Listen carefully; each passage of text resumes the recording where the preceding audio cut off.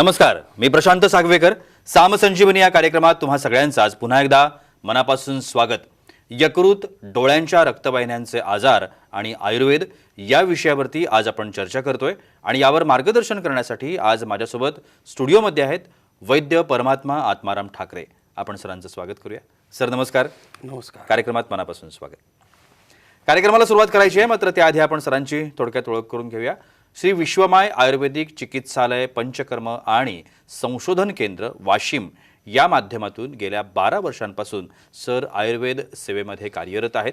कार्नियाची झीज होणं, corneal ulcer, पडद्यावर वारंवार सूज येणं, रक्तस्राव होणं, पडदा नसा सुकणं असे जे डोळ्यांचे दुर्धर आजार आहेत त्यावरती आयुर्वेदिक प्लांट स्टेम सेल थेरपीच्या माध्यमातून विशेष संशोधनातून वैद्यांनी यशस्वीरित्या अनेकांना बरं केलेलं आहे. डोळ्यांमधल्या पेशी, मज्जातंतू याची नवीन उत्पत्ती करून डोळ्यांच्या दृष्टीची वाढ होते, हे आयुर्वेदिक प्लांट स्टेम सेल थेरपीचं वैशिष्ट्य आहे.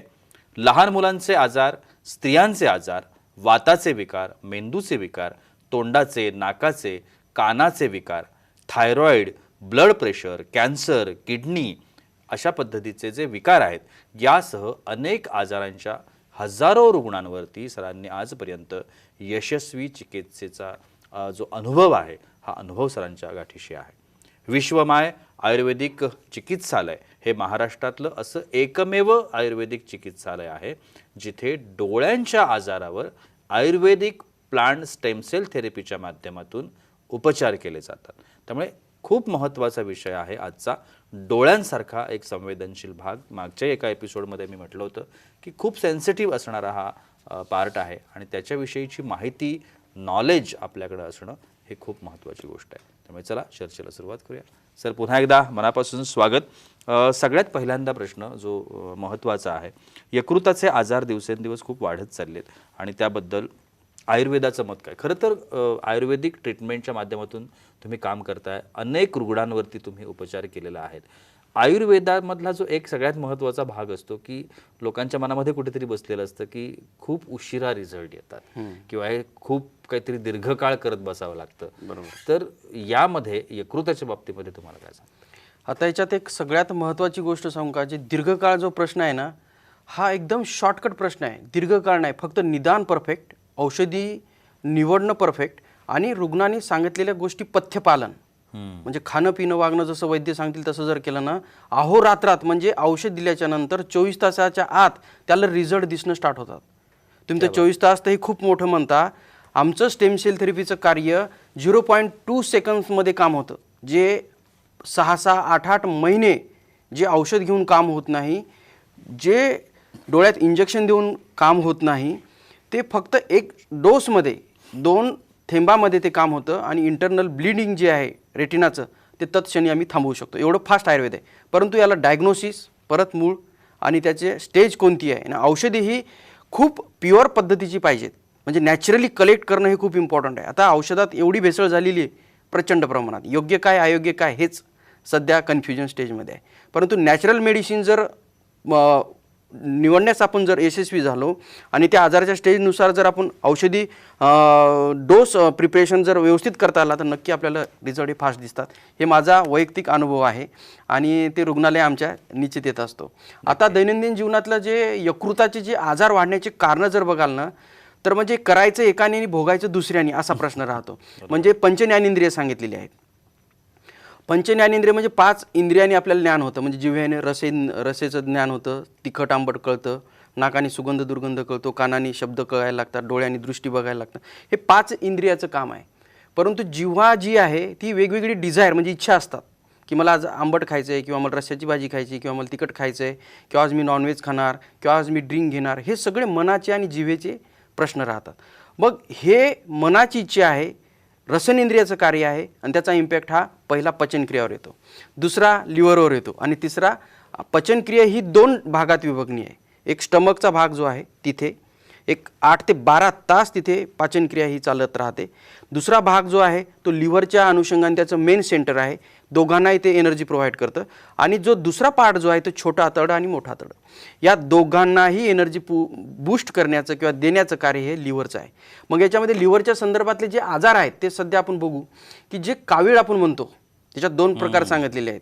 रिकरंट कावीळ होणं, सतत कावीळ होत राहणं, किंवा क्रिया आपलं जे बिलिरुबिन हे कावीळ निघून गेल्याच्यानंतरही रक्तात तसंच राहणं. हा लॉंग टाईम जर तसाच राहत असेल तर याचा इम्पॅक्ट हा ब्रेनवर, दुसरा हार्टवर आणि तिसरा डोळ्यावर निश्चित येतो. याच्यातला दुसरा पद्धतीचा एक कावीळ आहे, त्याला रुद्धपद्धक आम्हाला सांगितलं आहे. म्हणजे जी जर लिव्हरची जी रचना बघत असाल तर एक त्रिकोणी आकाराचा एक लिव्हरचा पार्ट आहे, उजव्या साईडला असतो आणि त्याच्यामधून एक अशी डक्ट गेलेली असते, ती पित्त घेऊन जात असतं. परंतु त्या पित्ताचं काय होतं, आतमध्ये त्या डक्टला सूज यायला लागते आणि ती सूज आल्यानंतर पित्त हे लिव्हरपासून आतड्यापर्यंत पोहोचत नाही, मग तिथंच साठायला लागतं आणि त्या साठलेल्या पित्तामुळं पाचनक्रिया बिघाड होते. तिथं खडे तयार व्हायला लागतात, क्रिस्टल तयार व्हायला लागतात पित्ताशयामध्ये. नंतर पाचनक्रिया विकृत व्हायला लागते आणि नंतर रसाचं रक्तात रूपांतर होत नाही. जसं मी तुम्हाला सांगितलं की एनर्जी स्टोअर हे एक इम्पॉर्टंट आहे. जसं एनर्जी जर तुमची जर प्रॉपर लिव्हर तुमच्या पचनक्रियाला, जे स्टमकचे रिलेटेड जो पार्ट आहे, जर अन्न खाल्ल्याच्या नंतर जे स्टमकमध्ये जाऊन एक 12 तास पडल्याच्या नंतर तिथं काय होतं, पाचनतंत्र हे सिक्रेशन व्हायला लागतात. परंतु तुमचं बरेच असे जे आजार आहेत की जे पूर्वी झालेले असतात, उदाहरणार्थ टायफॉइड आहे, मलेरिया आहे, कावीळ आहे, किंवा BP शुगरच्या गोळ्या खातो, याचा इम्पॅक्ट म्हणून लिव्हरवर सूज यायला लागतं किंवा त्याचं स्वास्थ्य हे डळमळायला लागतं. ते स्वास्थ्य कशा स्वरूपाचं असतं, माइल्ड पहिली सुरुवात सूज असते, मग पोट साफ होत नाही, गॅसेस व्हायला लागतात किंवा पोट गच्च राहतं. त्याचा इम्पॅक्ट हा निर्णयक्षमतेवर सुद्धा येतो. आणि नंतर अन्न खाल्ल्याच्या नंतर जे पाचन 8 ते 12 तासात पहिल्या अवस्थेमध्ये व्हायला पाहिजे ते 14 ते 18 तास लागतं. नंतर ते पुढं अन्न घेऊन जाण्यासाठी छोट्या आणि मोठ्या आतड्यामध्ये एक कोलॉन सारखा एक पार्ट करतो, त्याला ग्रहणी सांगितलेली आयुर्वेदामध्ये. तो स्टमकमधून ग्रहणीपर्यंत घेऊन जाण्याचं काम हे वात करत असतं. आणि ते जर पुन्हा आतड्यामध्ये जर एनर्जी लिव्हरनं चांगल्या दर्जाची जर दिली किंवा त्याचं लिव्हरचं जर स्वास्थ्य जर चांगल्या दर्जाचं राहिलं तर ते अन्न पचल्याच्या नंतर तिथे अन्न शोषण क्रिया ही चालत असते. मग तिथे अन्न शोषण क्रिया झाली जर प्रॉपर होत नसेल, अन्नातून सकस रस निर्माण किंवा शोषल्या जात नसतील शरीरामध्ये आतड्याच्या मार्फत, नंतर तिथं मलाची उत्पत्ती जास्त व्हायला लागतं. म्हणजे 2 पोळ्या खायच्या आणि 4 पोळ्याचा मल तयार व्हायला लागतो. म्हणजे शरीर मग हळूहळू झिजत जातं. आणि इथे आयुर्वेदात सगळ्यात महत्त्वाचं पाठ सांगितलं आहे, डोळ्याची दृष्टी ही चांगली तयार होते. इथेच वात हा तयार होतो आणि तिथेच हाडाची उत्पत्ती चांगली होत असते. मग हे जर पार्ट जर लिव्हरच्या आश्रितमध्ये येत असेल किंवा लिव्हरचं स्वास्थ्य जर बिघडत असेल तर नक्की इथं विचार करण्याची गरजेची गोष्ट आहे.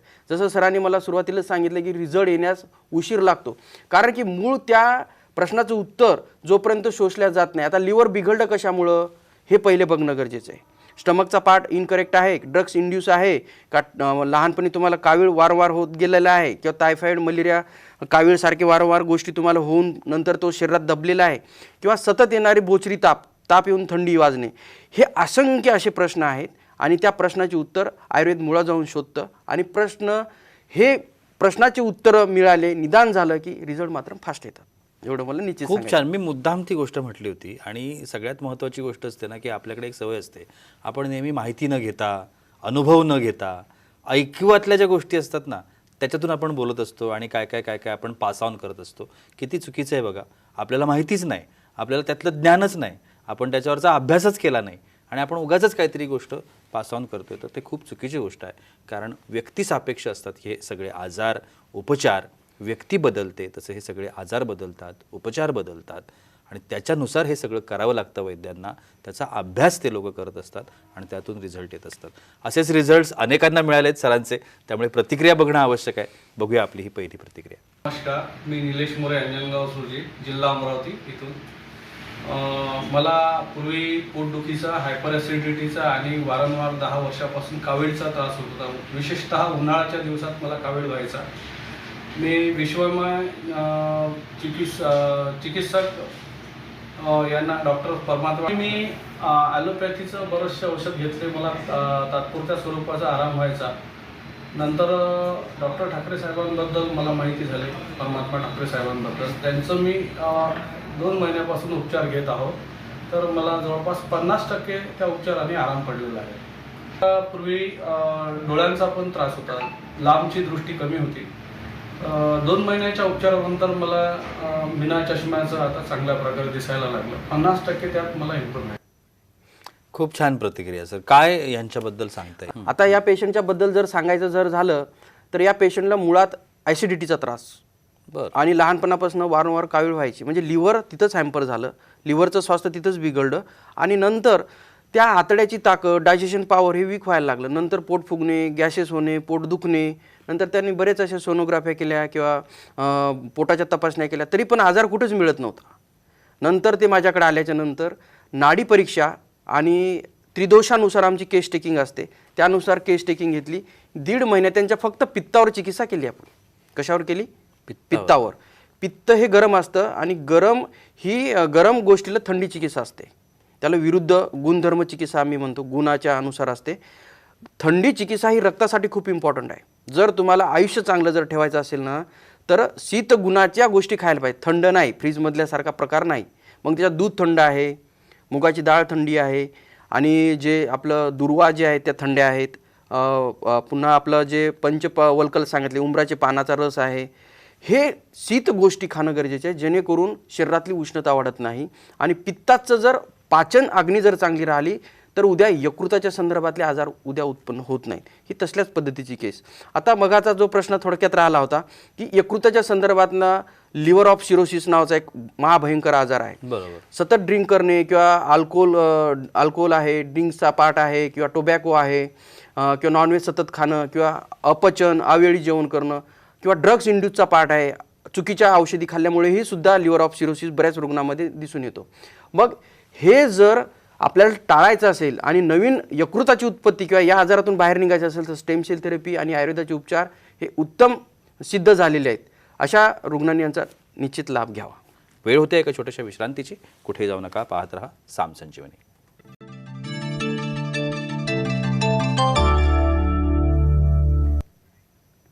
विश्रांतीनंतर साम संजीवनीमध्ये तुम्हा सगळ्यांचं पुन्हा एकदा मनापासून स्वागत.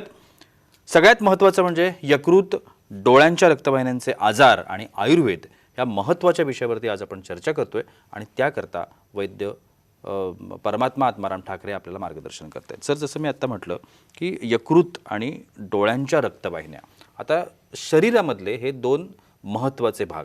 आता ज्या वेळेला तुम्ही कनेक्टिव्हिटी पण खूप छान सांगताय, तर यकृत आणि या ज्या नसा आहेत यांचा काही परस्पर संबंध असतो? बरोबर आहे. आता यकृताची जर उत्पत्ती बघितली ना तर ही महत्त्वाचा पार्ट आहे. बरं. आईच्यापासून काही आपल्याला ऑर्गन हे दत्तक मिळालेले असतात आणि काही वडिलापासून मिळाले असतात. बरोबर. आयुर्वेदामध्ये पंचमहाभूत सांगितले, पृथ्वी, आप, तेज, वायू, जल आणि आकाश. पृथ्वी महाभूत म्हणजे घनत्व, ज्या कणखर गोष्टी असतात त्या वडिलाकडून मिळत असतात आणि ज्या सॉफ्ट असतात त्या आईकडनं मिळत असतात. तर मातृज अवयवाचं वर्णन हे लिव्हरसाठी केलेलं आहे. मग या मातृज अवयवाची जर उत्पत्ती असेल तर ही रक्ताच्या फेनापासून सांगितले. रक्त जेवढं चांगलं असेल तेवढं त्या लिव्हरचं संवर्धन किंवा स्वास्थ्य चांगलं राहतं. आणि रक्ताचे संवर्धन जर चांगलं राहिलं तर रक्तवाहिन्यामधलं जे रक्त प्लस वायू याची जे वहन आहे हे रक्तवाहिन्यामार्फत होत असतं. मग ही जर इथेच जर यकृताच्या ठिकाणी जर डिफेक्ट आला किंवा तिथं त्याचं स्वास्थ्य बिघडलं तर ते शरीरातल्या सर्व रक्तवाहिन्या ह्या डिफेक्ट त्याच्यामध्ये दोष निर्माण व्हायला लागतात. परंतु डोळ्याची जी रक्तवाहिन्या आहेत किंवा रचना ही खूप बारीक आहे. छोट्या गोष्टीला फार लवकर इम्पॅक्ट करतात आणि मोठ्या गोष्टीला थोडंसं अंतराने इम्पॅक्ट करतात. मग या रक्तवाहिन्यामध्ये जर अशाच पद्धतीची सूज येत असेल आणि लिव्हरचंही स्वास्थ्य जर बिघडत असेल तर या 2 गोष्टीचा इम्पॅक्ट हा डोळ्याच्या रेटिनावर आणि दृष्टपटलावर आणि ऑप्टिक नर्व्सवर या तिन्ही पार्टवर यायला लागतो आणि नंतर रुग्णाला डोळ्याची जी समस्या आहे ते जाणवायला लागतं. म्हणजे बरेच रुग्ण असे आहेत की ज्यांना ॲसिडिटी आहे आणि नंतर डोळ्याचं जवळचं लांबचं दृष्टी कमी झाली किंवा सतत ड्रिंक करणारे लोक आहेत त्यांना जवळचं किंवा लांबचं दिसणं कमी झालं किंवा जे सतत BP शुगरच्या गोळ्या खात आहेत त्यांचा इम्पॅक्ट ड्रग्स इंड्यूस म्हणून लिव्हरवर लोड येऊन नंतर डोळ्याची समस्या निर्माण झाली. असे बरेच आजार नंतर आहेत. परंतु इथं इन शॉर्ट आपल्याला सांगायचं, यकृत हे आपल्याला शरीरामध्ये रक्ताची उत्पत्ती करण्यासाठी महत्त्वाचं आहे. बरं. आणि रक्त जर चांगल्या दर्जाचं जमत असेल, बनत असेल तर रक्तवाहिन्याचं पोषण हे रक्तापासून होतं. आणि रक्तवाहिन्याचं जर पोषण चांगलं झालं तो मॅसेज, डोळ्याचा मॅसेज हा मेंदूपर्यंत, मेंदूचा जे पूर्ण जो ॲक्शन घ्यायची तो इम्पल्स पुन्हा त्या कार्यापर्यंत घेऊन जाणं हे रक्तवाहिन्याचं जाळ आहे. मग याच्यामध्ये जर यकृत जर सतत बिघडत असेल, रक्तवाहिन्यामध्ये जर डिफेक्ट येत असेल, तर पहिले इम्पॅक्ट हा रेटिनामध्ये ब्लड लिकेजचा प्रश्न यायला लागतो. जर रेटिना हा असंख्य रक्तवाहिन्यानं जर बनलेला असेल तर तिथे रक्तवाहिन्याची जी जाडी आहे ती कमी व्हायला लागते आणि तिथे रक्ताचे डॉट किंवा थोडंसं ब्लड लिकेज होऊन तिथं दृष्टी कायमस्वरूपीची जाऊ शकते. त्याला रेटायनल ब्लिडिंग म्हणतो. माझ्याकडे असे भरपूर केसेस आहेत की ज्यांचं वारंवार रेटायनल ब्लिडिंग झालं आणि त्यांना नंतर इंजेक्शन घेतले तरी त्याचं उत्तर नाही आहे. परत सूज यायची आणि परत ब्लिडिंग व्हायचं आणि नंतर परत त्यांची दृष्टी कमी व्हायची. अशा असंख्य कितीतरी केसेस आहेत की आपण त्यांना पूर्ण बुडापासून साफ करत आला. याच्यात म्हणजे मुद्दा परत येतो सर, लिव्हरचं जर स्वास्थ्य जर चांगलं ठेवलं तर त्या रक्तवाहिन्याचं स्वास्थ्य चांगलं होतं आणि जो रेटिना जो आहे तो पूर्ण असंख्य रक्तवाहिन्यानं बनलेला असतो. मग मुळात जाऊन काम करणं आणि ज्या आजारासाठी रुग्ण आलेला आहे त्याच्यावरही काम करणं, असं 2 अँगलनं जर काम केलं तर रुग्ण पटापट बाहेर येतात. नंबर 2चा आजार जो आहे तर सेंट्रल सिरस रेटॅनोपॅथी. जो रेटिनाचा जो मधला पार्ट आहे तो डॅमेज व्हायला लागतो आणि साईडचा पार्ट जो आहे तो चांगला राहतो. मग तिथं ब्लॅक स्पॉट येणं किंवा रेड थोडेसे असे रक्ताच्या गाठी तयार व्हायला, त्याला ब्लड क्लॉट म्हणूया, अशा स्वरूपाचे आजार व्हायला लागतात. आणि नंतर याच्यातनं रुग्णाला जर प्रॉपर निदान जर नाही झालं किंवा योग्य वैद्याकडे किंवा योग्य डॉक्टरकडे किंवा योग्य वेळेत जर नाही पोहोचले तर रुग्णाचं कायमस्वरूपाचंच अंधत्व असतं. म्हणून आपल्याला प्रत्येक आजाराची जी गोष्ट आहे ती मुळात जाऊन समजणं आणि त्यानुसार आजाराचं निदान मुळात करून डोळ्याची काय समस्या हे बघणं गरजेचं आहे. नंतर याच्यामध्ये एक डोळ्यामध्ये वारंवार येणारे लाली असते. डोळ्यामध्ये बघा कावीळ झालेल्या रुग्णांना किंवा यकृतावर सूज असलेल्या लोकांचे डोळे जे आहेत ते असे भुरकट किंवा भेकट रंगाचे दिसतात. तर त्या डोळ्याच्या रंगावून लक्षात येते की यांचं यकृताचं स्वास्थ्य काय आहे. तर ती जी दृष्टी आहे, आता डोळा कसा असायला पाहिजे, डोळ्याचं जे कॉर्निया जे काळं बुबुळ सांगितलं त्याच्या आजूबाजूचं दुधाचा कसा रंग आहे, श्वेतवर्ण, तशा स्वरूपाचं डोळ्याचं स्वास्थ्य राहायला पाहिजे. परंतु तिथे जर बिघाड होत असेल तर निश्चित पुढे डोळ्याची समस्या ही तुम्हाला जाणवणारच. याच्यामध्ये जवळची दृष्टी किंवा नंतरची दृष्टी ह्या 2 दृष्टीला प्रथम सुरुवात व्हायला लागतं. कोणाला जवळची दृष्टी कमी होते, कोणाला लांबची दृष्टी कमी होते आणि या दोघांचं सायमल्टेनियसली एकत्र आल्याच्या नंतर जेवढा मेजर कारण असेल तेवढं मग व्हिजन ही झपाट्यानं कमी व्हायला लागतं. सतत आता आमच्याकडे येणारे रुग्ण आहेत, छोटे छोटे मुलं ज्यांना लहानपणी टायफॉईड मलेरिया होत राहतं किंवा सर्दी ताप असतो, त्यामुळे लिव्हरवर लोड येतो आणि नंतर त्या मुलांना मायनसचे नंबर लागतात. प्लस नंबर हा पार्ट वेगळा आहे, त्याच्यात तेवढं हार्मफुल राहत नाही, पण मायनस नंबर हा 4 आणि 5 नंबरच्या नंतर गेला तर रेटिना तुमचा कधी सुटू शकतो किंवा फाटू शकतो किंवा त्याला टेर जाऊ शकतं आणि तुम्हाला कायमस्वरूपाचं अंधत्व येऊ शकतं. एवढं साधं प्रश्न आहे पण उत्तर कुठं आहे, लहानपणात आहे. दुसरं, ज्या रुग्णांना म्हणजे वारंवार जे लोक प्रवास करत असतात त्या लोकांना सतत डोळ्यावर एक हवा लागत असते. साधं कारण आहे सर, परंतु ती हवेच्या माध्यमातून जी इंजुरी झालेली असते ती इंजुरी तुमची नंतर जी कॉर्निया आहे, कॉर्नियल अल्सर नावाचा एक पार्ट आहे, तिथे अल्सरेशन फॉर्म व्हायला लागतात. नंतर तिथे ते अल्सरेशन फॉर्म झालं की तुमचं जे इमेज आहे तो पडद्यापर्यंत जात नाही, तिथेच कुठेतरी हॅम्पर होतं आणि व्हिजन कमी व्हायला लागतं. आणि ह्या छोट्या छोट्या गोष्टीतून नजर ही टिकवणं ही वैयक्तिक आपल्या हातातच आहे. नक्कीच. आणि म्हणून किती काळजी घ्यायला लागेल किंवा किती लक्ष असायला लागेल आपल्याचं ते खूप महत्त्वाचं आहे. अजून एक प्रतिक्रिया माझ्याकडे आहे, आपण ऐकूया. माझा जिल्हा रत्नागिरी. मला आधी डोळ्यात त्रास होता, मला विटनेस हॅमरेज व्हायचा, रेटिनेटल वॅस्क्युलायटिस व्हायचा, पडद्यासारखी सूज यायची आणि माझी नजर कमी झालेली. तर भरपूर ठिकाणी ट्रीटमेंट घेतले पण काही इलाज भेटला नाही. म्हणून मी परमात्मा ठाकरे सरांकडे आलो. तर तिथे मला खूप अनुभव भेटला, एक चेंज भेटला, बरं वाटायला लागलं. माझं पूर्ण जे डोळ्याची विजन आहे ती स्टेबल आहे. जो पण त्रास होतो ब्लिडिंग तर ते अजूनपर्यंत एकदा पण झालेला नाही 2 वर्षात. आणि छान अशी ट्रीटमेंट माझी होत आहे. परत जे ते ड्रॉप देतात त्यांनी खूप बरं वाटतं. डोळ्यातलं प्रेशर किंवा डोळ्यातला ओळावा हे तसंच टिकून राहतं, ड्राय होत नाहीत डोळे किंवा काही पुढचे प्रॉब्लेम येत नाहीत किंवा सूज येत नाही पडद्याला. जी रिकवर झाली आहे ती तशी स्टेबल आहे. अजून माझी ट्रीटमेंट चाललेली आहे आणि अजून मला खूप बरं वाटेल. थँक्यू. किती % फरक वाटला तर सध्या? आतापर्यंत मला 55%च्या वर मला फरक वाटलेला आहे. येस, खूप छान अशी प्रतिक्रिया आपण ऐकली. सर, या प्रतिक्रियेबद्दल पण सांगा आणि जाता जाता आपण अंतिम टप्प्यामध्ये आहोत त्यामुळे उपचारांबद्दल पण सांगा. ही केस खूप अवघड होती सर. हा मुलगा इंजिनियर होता, यांचं 4 वेळा रेटिनल ब्लिडिंग झालं होतं. किती वेळा? 4 वेळा. आणि त्याला फक्त आपण 1.5 ते 2 महिन्यात त्यांचं ब्लिडिंग आपण कंप्लीट थांबवू शकलो आणि रेटिना खूप स्वस्थ ठेवू शकलो. जाता जाता वेळा फक्त 2च गोष्टी सांगायच्या. शरीर स्वास्थ्यासाठी फक्त 2च गोष्टी करायच्या. शरीरात विष तयार होऊ द्यायचे नाही. जर झालेच तर आहारातून ते करेक्ट करायचे आणि पंचकर्माचा याच्यात डिटॉक्स म्हणतो आपण त्याला, विषमुक्त शरीर हे करणं गरजेचं आहे. त्याच्यामध्ये यकृताचं जर स्वास्थ्य वाढवायचं असेल तर रक्तमोक्षण चिकित्सा ही खूप सुंदर आहे. म्हणजे त्याच्यात जळू लावणं किंवा राईट क्युबॅटलमधून रक्त काढणं एक 25 ते 30 ml मध्ये, हे साधारण सप्टेंबर ऑक्टोबरमध्ये करायला पाहिजेत. आणि एक विरेचन चिकित्सा असते, म्हणजे जेणेकरून कोठा जो असतो तो आपला साफ करून घ्यायचा, पण तो कशाने? जुलाबाच्याद्वारे. म्हणजे त्याचा एक विधी आहे, त्या विधीनं ते सगळं आम्ही पेशंटला डाएट फॉलोअप देतो आणि त्याच्यानंतर मग त्याला एक 10 ते 12 जुलाब होतात. जुलाबातून अक्षरशः अर्धा पाऊण लिटर पित्त आणि घाण निघून जाते. लिव्हरवरचं लोड कमी होतं, डोळ्यावरचं लोड कमी होतं, सर्व शरीरावरचं लोड कमी होतं आणि पुढे जी विष जे तयार होत आहेत ती मलमूत्रातून बाहेर निघून जातात. हा एक पार्ट झाला. रक्तमोक्षणातला जळूचा एक पार्ट आहे, शिरोधाराचा एक पार्ट आहे आणि बस्ती नावाचा एक जे सुदर्शन चक्रासारखं काम करतं, त्याला तिक्तशीर नावाच्या बस्ती आहेत, त्या वापरणं गरजेचे आहेत. ज्या लोकांचं यकृत वारंवार सूज येत असेल त्यांनी गुलकंद खाणं गरजेचं आहे, मोरावळा नित्य खाणं गरजेचं आहे, आवळ्याचा रस नित्य घ्यायचा. हे एवढं जर पालन केलं तर खूप चांगल्या पद्धतीनं उपाय होईल. आणि जाताचा एक लास्ट एक पर्याय आहे, 50 ग्राम धने आणि 50 ग्राम जिरं आणि 50 ग्राम खडीसाखर एकत्र मिक्स करून जर सतत 4 वेळा घेतलं तर लिव्हर तुमचं खूप चांगल्या पद्धतीनं स्वस्थ राहतं. आणि पाणी उकळून पिणे, एवढं मी तुम्हाला सांगू शकतो. खूप छान अशी माहिती सरांनी आपल्याला आजच्याही एपिसोडमध्ये दिलेली आहे. मला असं वाटतं की ह्या सगळे जे सरांनी माहिती दिली, मार्गदर्शन दिलं, त्याच्यातल्या ज्या डिटेल्स असतात, मी मगाशी म्हटलं होतं की व्यक्तिसापेक्ष असतात या सगळ्या गोष्टी.